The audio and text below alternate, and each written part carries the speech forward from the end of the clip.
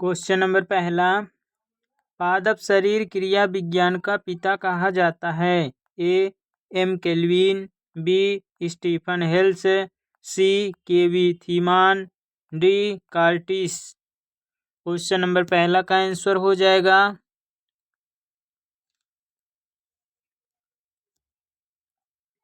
B Stephen Hales. Question number दूसरा,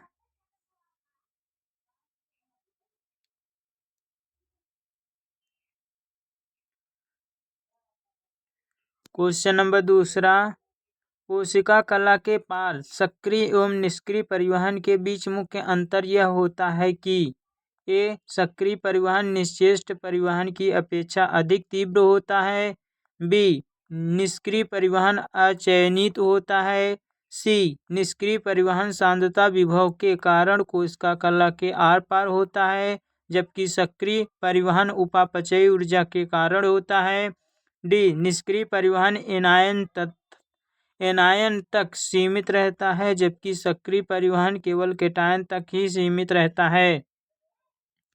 question number 2 का answer हो जाएगा सी निष्क्रिय परिवहन सांद्रता विभव के कारण कोशिका कला के आर पार होता है, जबकि सक्रिय परिवहन उपापचयी ऊर्जा के कारण होता है। क्वेश्चन नंबर 3, खनिजों का अवशोषण होता है। ए अघुलित अवस्था में, बी जल में घुलित अवस्था में, सी गैस अवस्था में, डी दोनों ए व बी। क्वेश्चन नंबर 3 का आंसर हो जाएगा बी जल में घुलित अवस्था में। क्वेश्चन नंबर 4, मूलाभास राइजोइड जल अवशोषी अंग हैं। ए शैवालों के, बी ब्रायोफाइट्स के, सी टेरिडोफाइट्स के, डी अनावृत बीजियों के। क्वेश्चन नंबर 4 का आंसर हो जाएगा बी ब्रायोफाइट्स के। क्वेश्चन नंबर 5, अतिपरासारी जल में रखने पर कोशिका जीवद्रव्य कुंचन करती है। कोशिका भित्ति तथा जीवद्रव्य कुंचित पदार्थ के बीच का स्थान भरा होता है।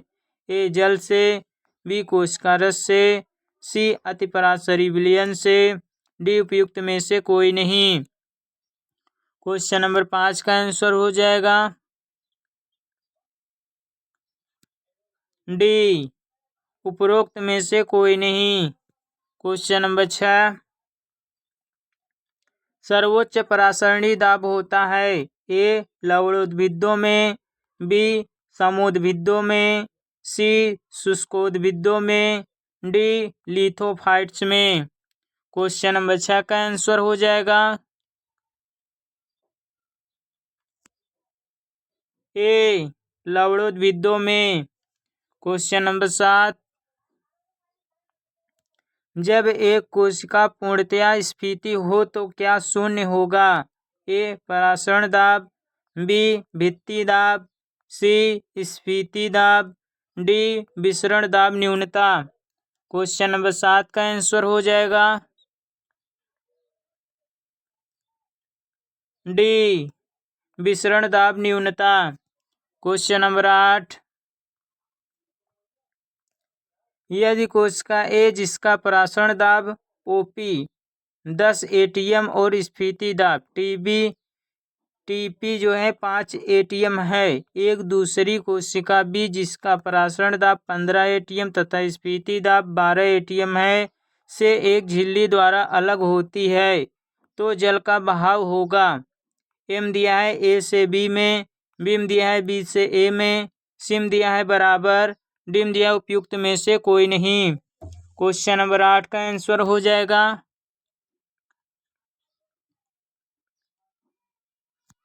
बी से ए में। क्वेश्चन नंबर 9, जीवद्रव्य कुंचन एक प्रक्रम है। ए बाह्य परासरण का, बी अंतः परासरण का, सी अंतः चूसक का, डी वाष्पोत्सर्जन का। क्वेश्चन नंबर 9 का आंसर हो जाएगा ए बाह्य परासरण का। क्वेश्चन नंबर 10, परासरण एक प्रक्रिया है जिसमें ए जल निम्न सांद्रता से उच्च सांद्रता की ओर विपरीत हो, बी विलेय निम्न सांद्रता से उच्च सांद्रता की ओर विसरित हो, सी आयनों का सक्रिय अभिगमन हो, डी आयनों का निष्क्रिय अभिगमन हो। क्वेश्चन नंबर 10 का आंसर हो जाएगा ए जल निम्न सांद्रता से उच्च सांद्रता की ओर विसरित हो। क्वेश्चन नंबर 11, शुद्ध जल का जल विभव तथा परासरण विभव होता है। ए 100 तथा 0, बी 0 तथा 0, सी 100 तथा 100, डी 0 तथा 100। क्वेश्चन नंबर 11 का आंसर हो जाएगा बी 0 तथा 0। क्वेश्चन नंबर 12, सक्रिय अवशोषण एक्शन एब्जॉर्प्शन को सर्वप्रथम किसने पहचाना? ए रीनर ने, बी डिक्सन ने, सी कार्टिस ने, डी आर्नर ने। क्वेश्चन नंबर 12 का आंसर हो जाएगा ए रीनर ने। क्वेश्चन नंबर 13, सक्रिय जल अवशोषण का संबंध किस पादप अंग की क्रिया से होता है? ए केवल मूल से, बी पत्ती से, सी स्तंभ से, डी पुष्प से। क्वेश्चन नंबर 13 का आंसर हो जाएगा ए केवल मूल से। क्वेश्चन नंबर 14, सक्रिय जल अवशोषण में ए ऊर्जा की आवश्यकता होती है, बी ऊर्जा की आवश्यकता नहीं होती है, सी कभी कभी ऊर्जा की आवश्यकता होती है, डी उपयुक्त में से कोई नहीं। क्वेश्चन नंबर 14 का आंसर हो जाएगा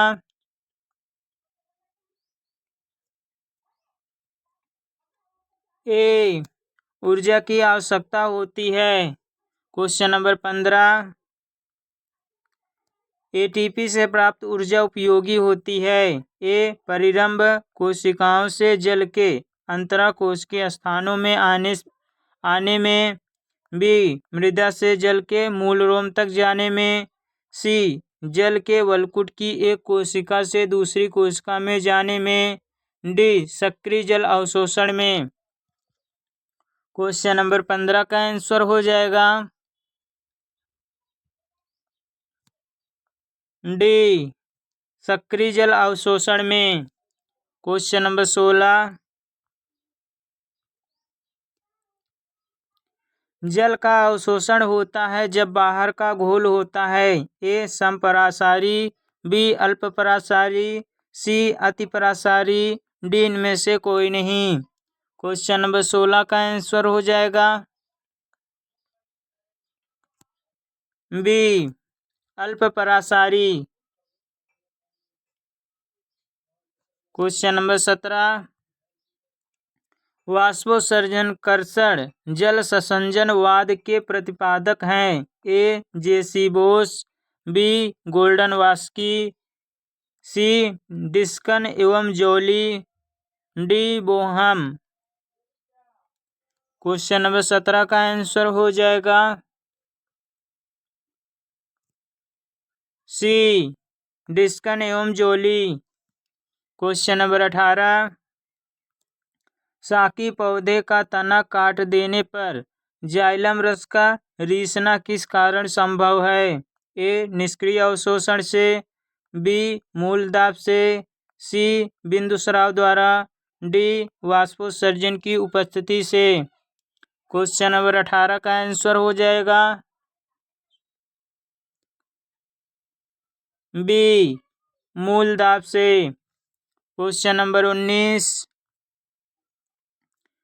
सर जेसी बोस ने रसारोहण की क्रिया को समझने के लिए प्रतिपादित किया था। ए रिले पंपवाद, बी स्पंदनवाद, सी वाष्पोत्सर्जनाकर्षणवाद, डी केशिका बलवाद। क्वेश्चन नंबर 19 का आंसर हो जाएगा बी, स्पंदनवाद। क्वेश्चन नंबर 20, पौधों में अधिकांश जल अवशोषण होता है। ए, मूलगोप से, बी, मूलाग्र से, सी, मूलरोम से, डी, विभवज्योतिकीय क्षेत्र से। क्वेश्चन नंबर 20 का आंसर हो जाएगा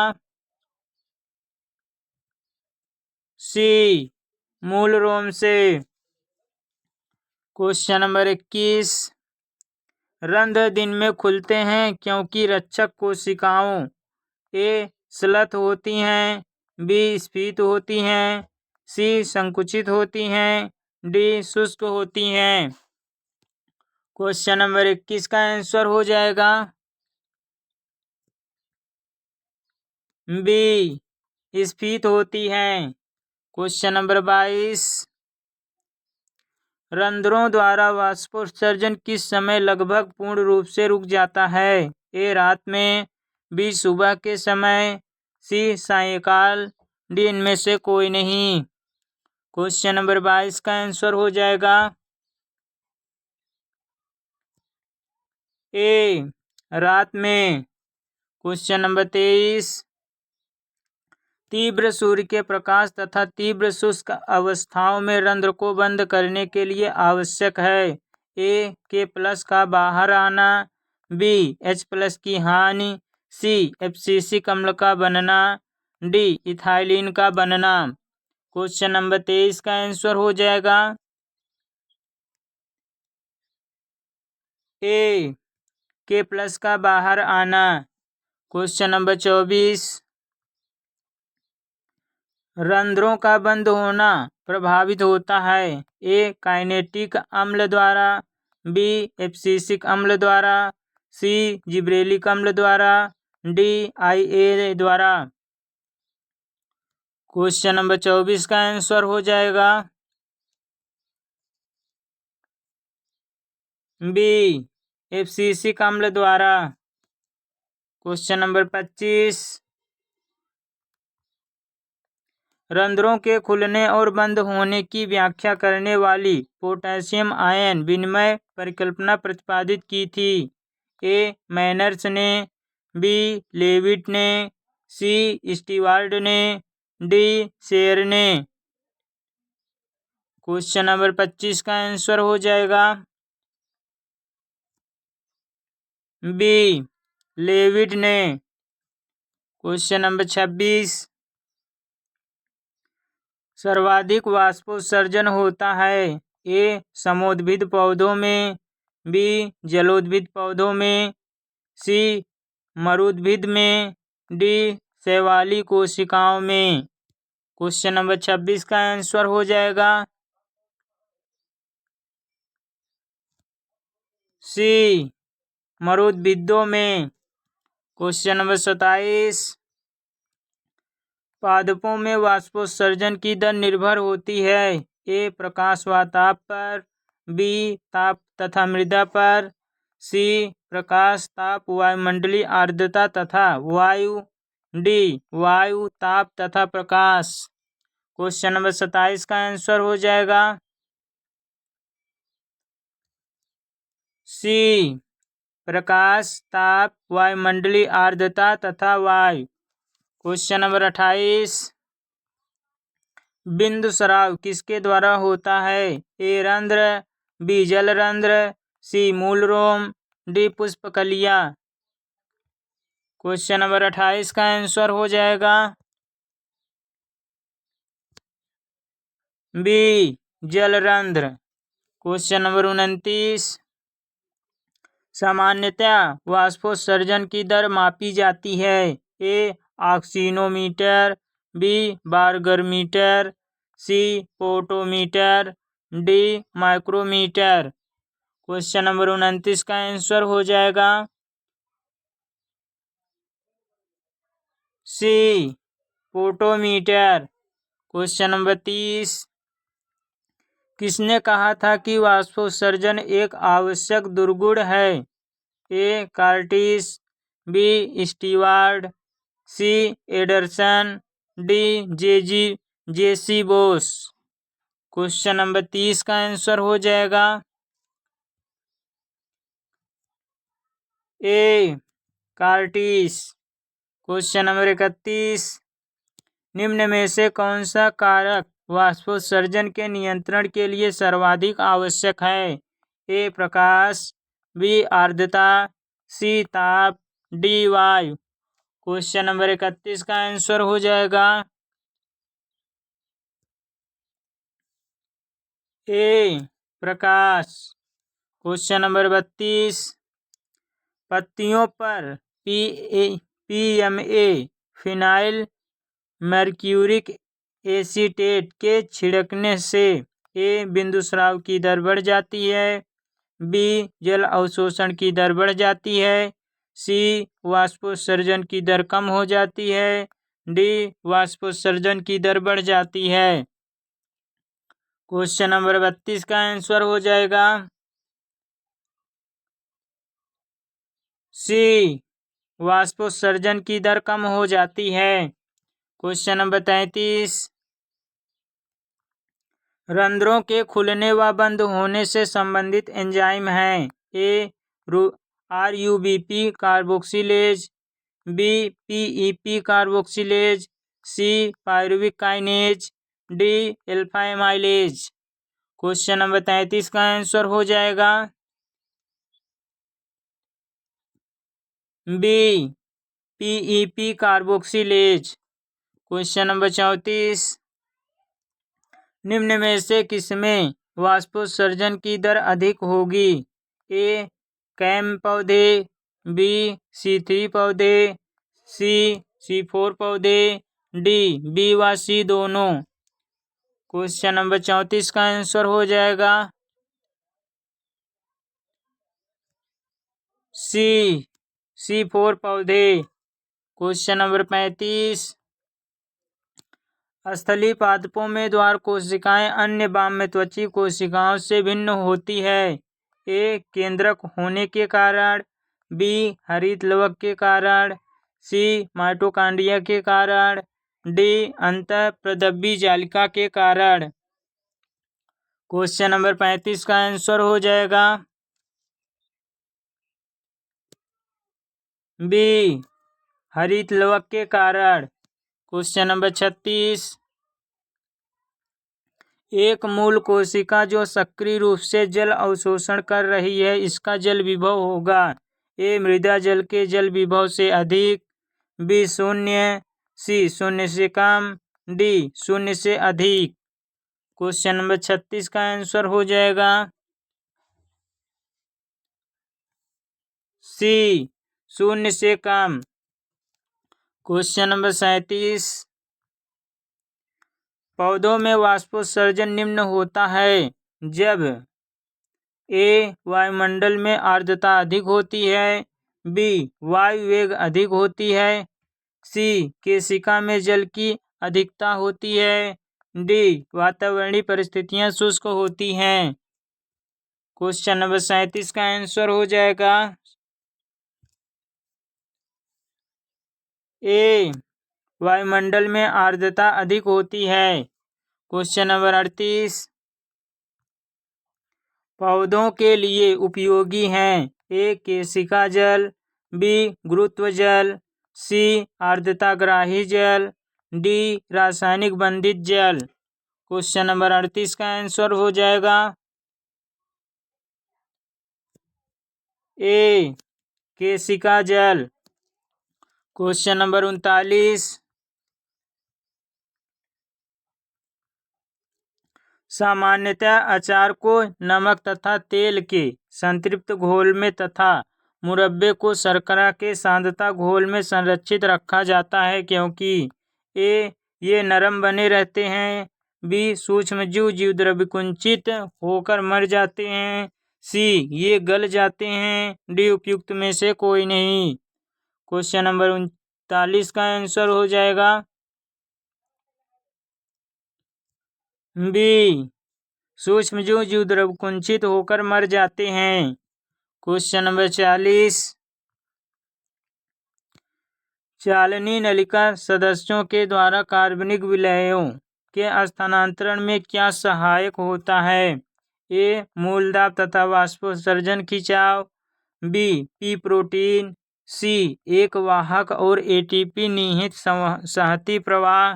डी. कोशिका द्रव्य प्रवाह। क्वेश्चन नंबर 40 का आंसर हो जाएगा सी. एक वाहक और एटीपी निहित संहति प्रवाह। क्वेश्चन नंबर 41, जीवद्रव्य विकुंचित एक प्रक्रम है। ए. बाह्य परासरण का। बी. अंतः परासरण का। सी. अंतः चूषण का। डी. वाष्पोत्सर्जन का। क्वेश्चन नंबर 41 का आंसर हो जाएगा बी. अंतः परासरण का। क्वेश्चन नंबर 42, पूर्णतया स्फीति कोशिका में होता है। ए. TP0। बी. WP बराबर 0। सी. DPD बराबर 0। डी. OP बराबर 0। क्वेश्चन नंबर 42 का आंसर हो जाएगा सी. DPD बराबर 0। क्वेश्चन नंबर 43, रंध्रों के खुलने एवं बंद होने में सहायक आयन है। ए. Mn2+। बी. Mg2+। सी. Ca2+। D. K+। Question number 43 का आंसर हो जाएगा डी. K+। क्वेश्चन नंबर 44, पुष्पीय पौधों में स्टोमेटा खुलने और बंद होने का कारण है। ए. उनकी जेनेटिक बनावट। बी. हार्मोन का प्रभाव। सी. पत्तियों में गैस का दाब। डी. रक्षक कोशिकाओं के स्फीति दाब में परिवर्तन। क्वेश्चन नंबर 44 का आंसर हो जाएगा डी. रक्षक कोशिकाओं के स्फीति दाब में परिवर्तन। क्वेश्चन नंबर 45, परासरण में विसरण होता है। ए. जल का। बी. विलेय का। सी. स्वतंत्र ऊर्जा का। डी. विलेय तथा विलायक का। क्वेश्चन नंबर 45 का आंसर हो जाएगा ए. जल का। आज के लिए बस इतना ही, मिलते हैं नेक्स्ट वीडियो में।